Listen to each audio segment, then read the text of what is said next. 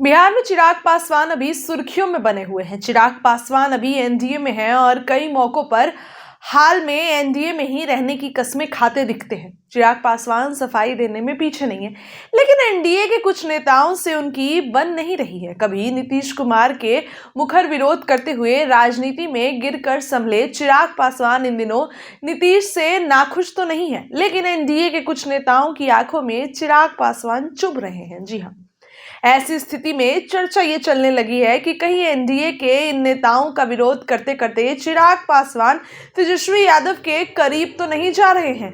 हालांकि नीतीश कैबिनेट के मंत्री इसकी सफाई देते थक नहीं रहे हैं, इसके बारे में बोलते रुक नहीं रहे हैं, लेकिन इस बात की भी चर्चा खूब है कि चिराग कहीं तेजस्वी से नजदीक तो नहीं है। दरअसल तेजस्वी यादव को ताजा धोखा आनंद मोहन के परिवार से मिला। आनंद मोहन के बेटे चेतन आनंद ने नीतीश कुमार की सरकार बचाने में भूमिका निभाई, जबकि चेतन आनंद राजद से ही विधायक बने हैं। इससे पहले राजद के राज्यसभा सांसद मनोज झा द्वारा सदन में ठाकुर का कुआं कविता के पाठ पर जिस तरह आनंद मोहन ने मनोज झा के साथ पूरे राजद पर हमला किया, तेजस्वी यादव उसे अभी भी याद रखे हुए हैं। दूसरी ओर अगर बात करें तो आनंद मोहन एंड फैमिली की ताजा भिड़ंत चिराग पासवान से हो रही है। खबरें हम आपको लगातार बता रहे हैं कि आनंद मोहन चिराग पासवान पे तंज कसते थक नहीं रहे और चिराग पासवान पलटवार जवाब देते नहीं रुक रहे। चिराग पासवान के खिलाफ आनंद मोहन और चेतन आनंद ने कई बयान दिए। चिराग पासवान ने भी किसी को बख्शा नहीं है। ऐसे में सवाल ये उठ रहा है कि तेजस्वी और चिराग का दुश्मन जब एक है तो इन दोनों की दोस्ती क्यों नहीं हो रही, क्योंकि कहावत ये भी है कि दुश्मन का दुश्मन दोस्त होता है। तो कहीं ये दुश्मनी चिराग पासवान को तेजस्वी के नजदीक तो नहीं लाएगी।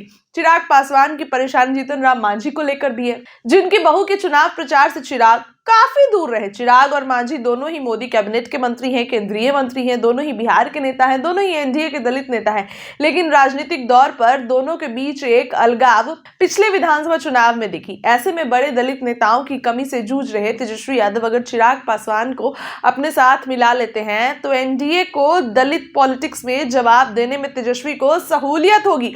और उपचुनाव में राजद का खाता नहीं खुला है तो चिराग के सटने से राजद भी अच्छे खासे मुकाम पे पहुंच सकता है, लेकिन नीतीश कैबिनेट के मंत्री अशोक चौधरी ऐसे किसी संभावना से इनकार कर रहे हैं। आपको बता दें कि जदयू नेता अशोक चौधरी की बेटी चिराग पासवान की पार्टी के टिकट पर सांसद चुनी गई है। आनंद मोहन और चिराग पासवान के टकराव को अशोक चौधरी मीडिया का किया धरा बता रहे हैं। बोल रहे हैं कि ऐसा दिखाया जा रहा है। नीतीश कैबिनेट के ग्रामीण कार्य मंत्री अशोक चौधरी ने मीडिया पर नाराजगी जताते हुए कहा कि पूर्व सांसद आनंद मोहन और चिराग पासवान के बीच कोई विवाद नहीं है, बल्कि मीडिया इस मुद्दे को केवल अपनी टीआरपी बढ़ाने के लिए तुल दे रही है, चर्चाएं बढ़ा रही है। मीडिया से बात करते हुए अशोक चौधरी ने यह भी कहा कि हम समझते हैं कि दोनों लोग अब इस मामले को सुलझा चुके हैं, लेकिन आप लोग 24 घंटे खबरों की तलाश में रहते हैं।